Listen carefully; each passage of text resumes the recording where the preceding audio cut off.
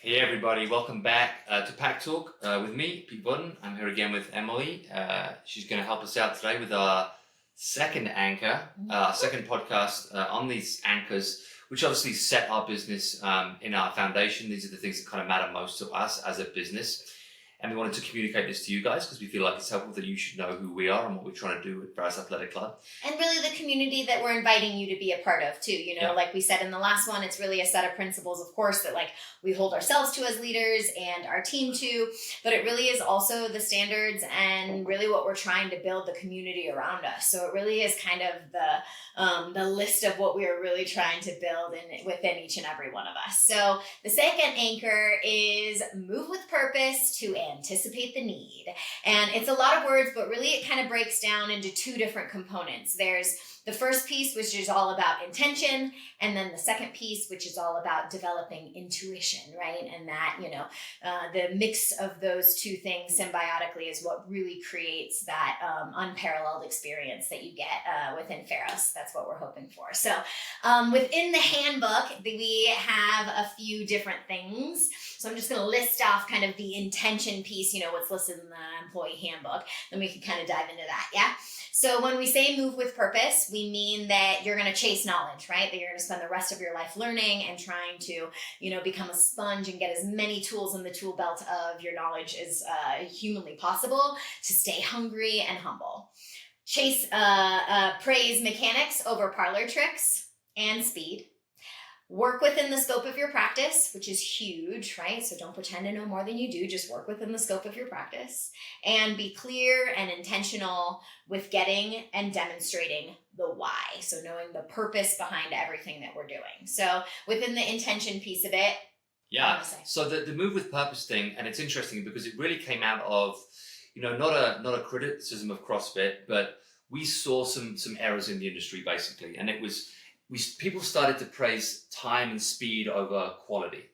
Now, when we opened Pharos, we were like, okay, let's talk about moving with a purpose as opposed to just moving for the sake of moving or moving quickly for the sake of moving quickly. So moving with a purpose became kind of a watchword for us. And then this then translated into like how we want to run the business. We want to do everything with a purpose. And this kind of comment here about, chasing knowledge and understanding mechanics and all that kind of stuff helps us act with purpose. Because we need to be able to communicate to people like why they are doing things. Why are you doing this? How should it feel? What should it look like? What should the body be doing? What muscles should be activating?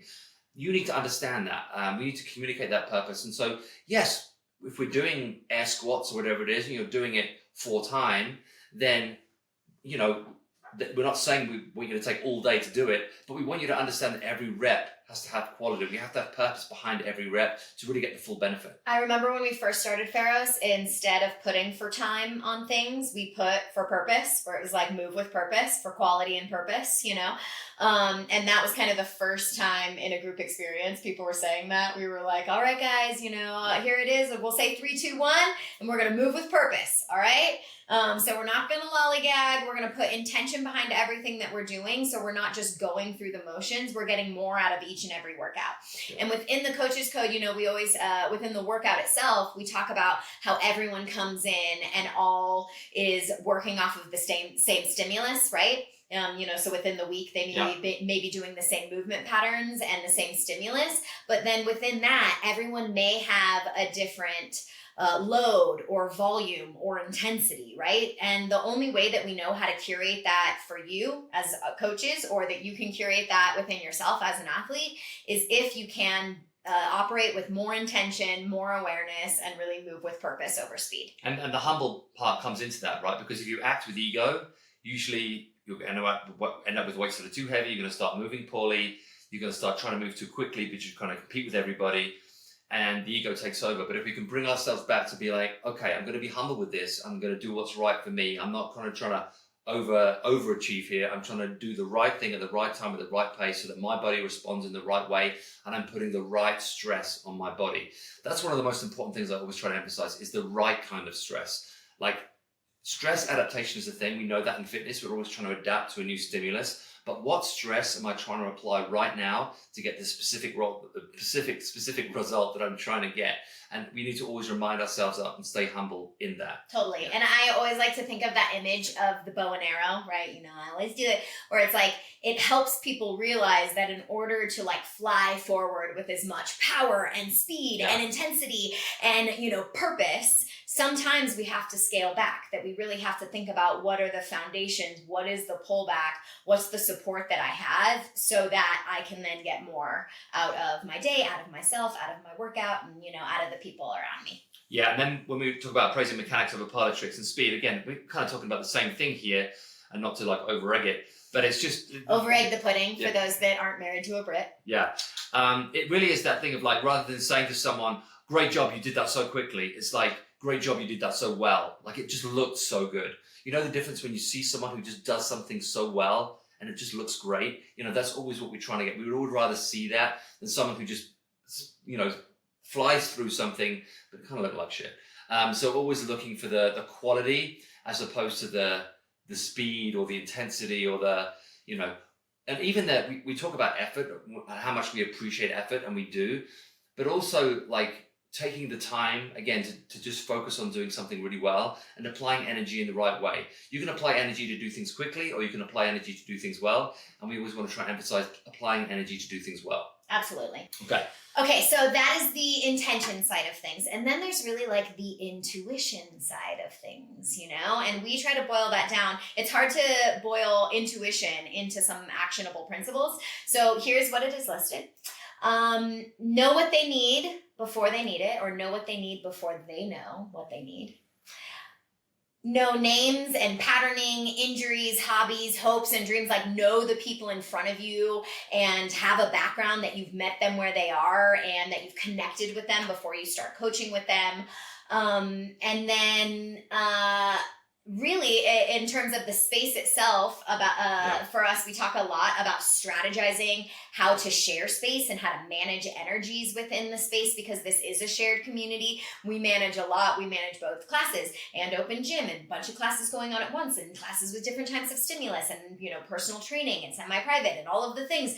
And so managing all of those energies and knowing that people might be there for a different purpose, for a different intention, a different why, and it's our job to meet them where they are and to curate this environment so that everyone can kind of get what they need from it. And then the last one on there is to look out for potential challenges and seek resolution. So instead, this really just boils down to, instead of reacting, just really trying to go about being as proactive as possible. So you're always super prepared. And again, we always boil this down to, it's like, okay, how can we do this as leaders? How can we do this as team members? But also, like, how can we do this as just people, right? Like, how can we be more proactive as people to set ourselves up with the right environment, with the right tools, with the right people around us, so that we can move with purpose and anticipate our own needs, right? I always like to use the analogy of Michael Pieter and the founder.